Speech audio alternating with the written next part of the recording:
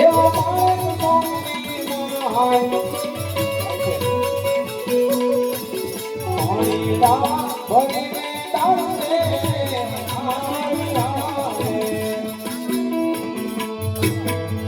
સખી દાડે અને વિચાર દેનો વસ્તુ નદીમાંથી પાણી ભરી અને સ્વર્ગમાં આવ્યા છે. સામેથી રાવત ધનુષી સાયલા આવે અને એક બેન સતી કાળંદેને શું કહેવા લાગ્યા.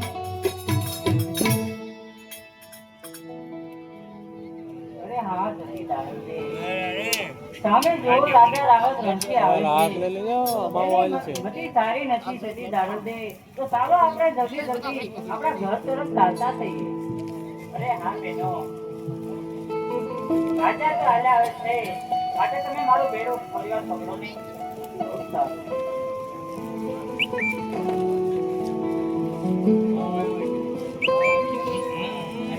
અરે હા સુંદર રૂપવાન સુંદર નારી મારા માણસની અંદર પાણીનો ભરીને જાય છે. હે સુંદર ના ક્યાં ડૂબી છે એક કેટલું પણ આગળ ન હાલતી.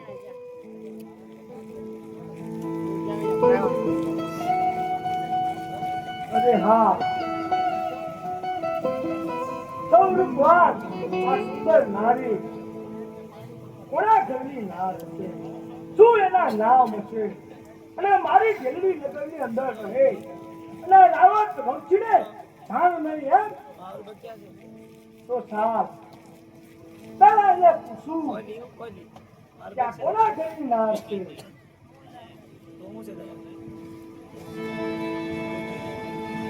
અરે રૂપ રૂપનો અંબાર અરે સુંદરી તું કોના ઘરની નાર છો?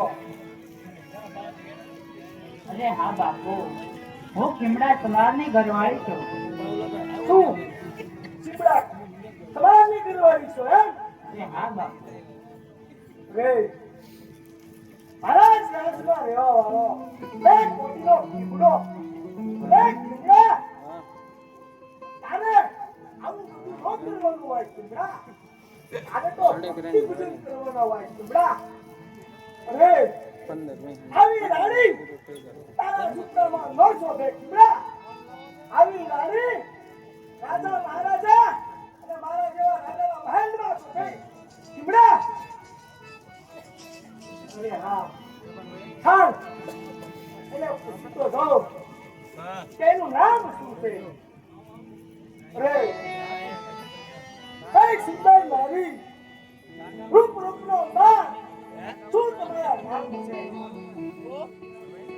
અરે હા બાપુ મારું નામ છે સતી દાડે. શું દાદા? હા બાપુ વાહ દાદા વાહ કેવું તારું રૂપ છે ને એટલી તો સુંદર તારું નામ છે. વાહ દાદા વાહ તે તો રાવત રણસીના દીના જીતી લીધા. વાહ દાદા વાહ. અરે હા ચાલ એને પૂછતો ખરા કે મહેનત મજૂરી કામ ધંધો શું કરે છે? એ સુંદર નામ મહેનત મજૂરી અને કામ ધંધો શું કરો છો? અરે હા બાપુ અમે દરરોજ જંગલની અંદર જઈએ છીએ. જંગલમાં જઈને આવળિયા કાપીને લાવીએ છીએ અને અમારે ઘરે એક બેન છે તે આવળિયાને ચાલ ઉતારીને કુંડની અંદર પલાળીએ છીએ અને તેમનો રંગ બનાવીએ છીએ. અરે હા બાપુ ચામડા રંગવાનો અમારો ધંધો છે. અરે ધારો આજથી તારે ગામડા વેચવાય નહીં જવું પડે. આવલિયા બાવલિયા કામકાજ પણ નહીં જવું પડે. અરે પાણીના બેડા લઈ પાણી ભરવાય નહીં જવું પડે. કારણ કે કેળવી લગનનો રાવત રણછોડ તને એના રાજની રાણી બનાવે છે. ચાલ મારા રાજમાં. અરે નહીં નહીં બાપુ તમે આ શું બોલી રહ્યા છો બાપુ?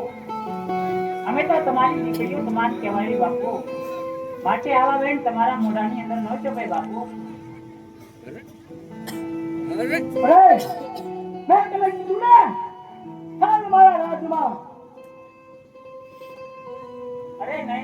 બાપુ, તમે તો એક ભેરડી નગરના ધણી છો બાપુ. અમે તો તમારી દીકરીઓ કહેવાય બાપુ.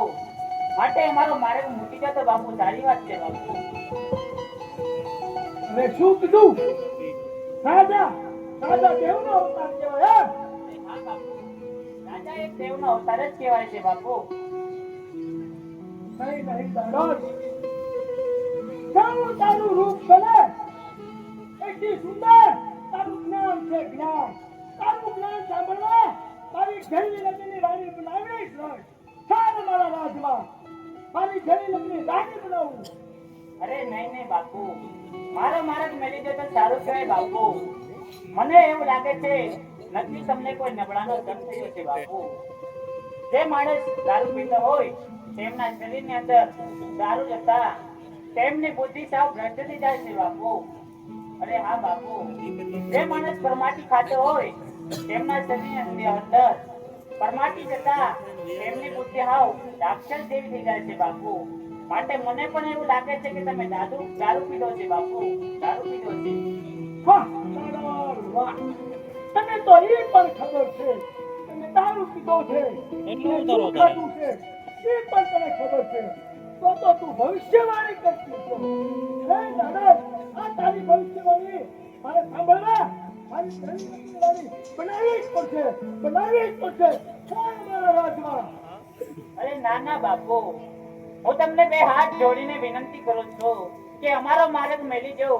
કારણ કે અમારે ઘરે અત્યારે રામદેવજી બાપાના પાઠ મંડાણેલા છે. મારા સ્વામીનાથ ઘરે મારી વાટ જોતા હશે. માટે અમારો માર્ગ મેલી જવો તો સારી વાત છે બાપુ. વારંવાર અને કહું છું, વારંવાર સમજાવું છું, છતાંય સમજતી નથી. તો સાહેબ બળજબરી કરું અને એના પાલનનો છેડો કરી દો.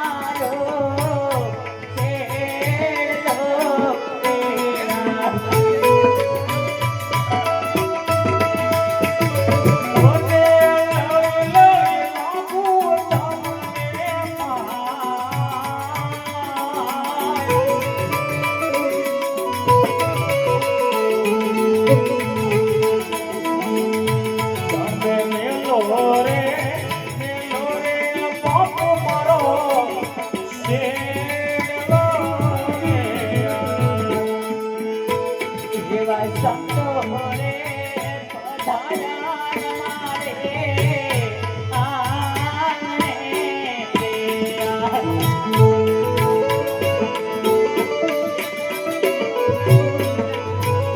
કરવા મારે સેવાના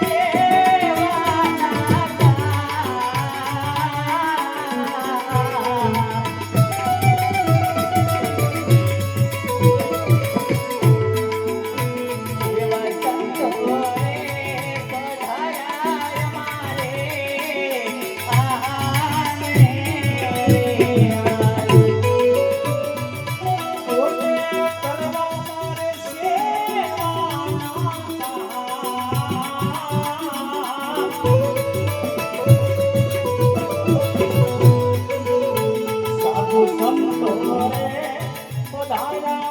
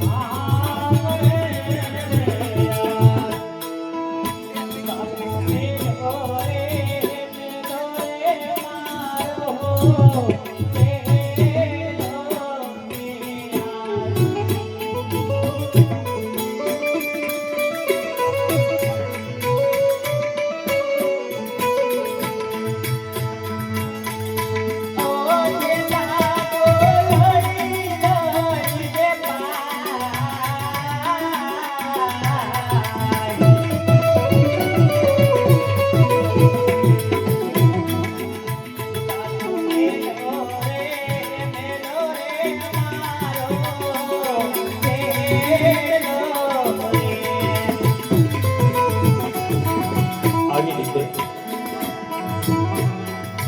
રાવત રણસિંહે સત્ય જાડલ તેનો પાલવનો શેડો જાગ્યો છે અને સત્ય જાડલ એટલે એક નારી સતી નારી રાવત રણસિંહને વારંવાર વિનમે છે હે બાપુ મારા પાલવનો શેડો મૂકી ગયો અને હું તમારી દીકરી સમાન છું બાપુ તમને આવું ના શોભે બાપુ મારા પાલવનો શેડો મૂકી દો અને રાવત રણસિંહ કોઈ રીતે સમજતા નથી ત્યારે જે બહેનો હતા એ બહેનોને સતી દાડલ દે આજે શું કરવા લાગ્યા અરે બહેનો પેલો મારો પાણીનો ભરેલો બેડો લાવો ને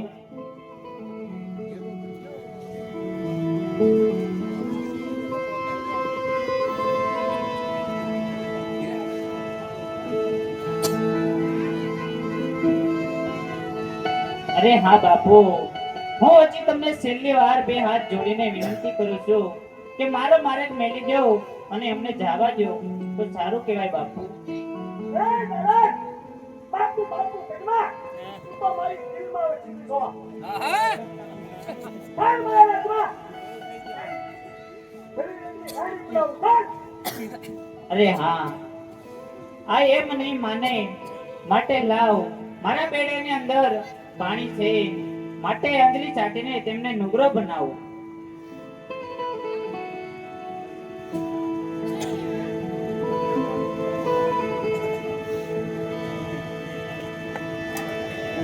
બેડામાંથી પાણી લઈ સતી દાડલ દે રાવત રણસિંહના ઉપર સાંટ્યું છે હાથશાળા ડુંગરા કહી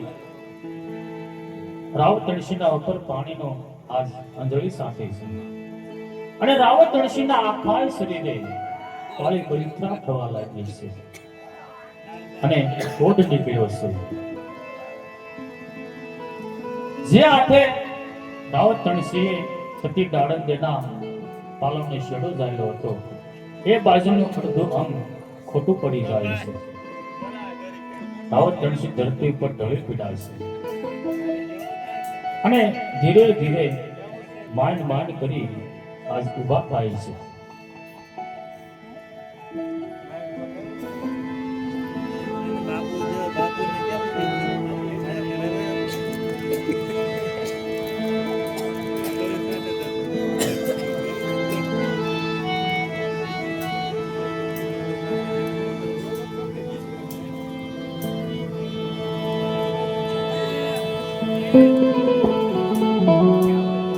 રાવત તણસી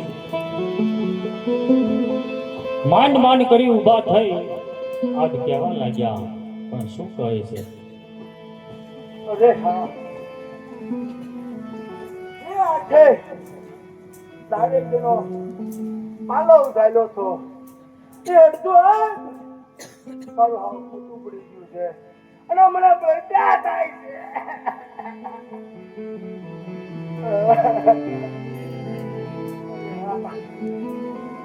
જો કદાચ પછી હું આયા તો ફરી આ દાડેકએ મને શ્રાપ આપશે તો મારું રાજનું કદાચ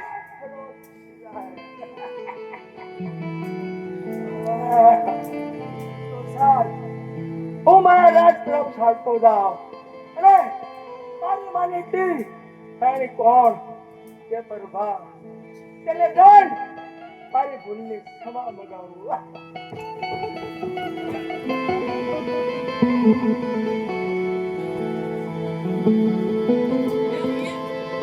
આવી રીતે રાવત તણસી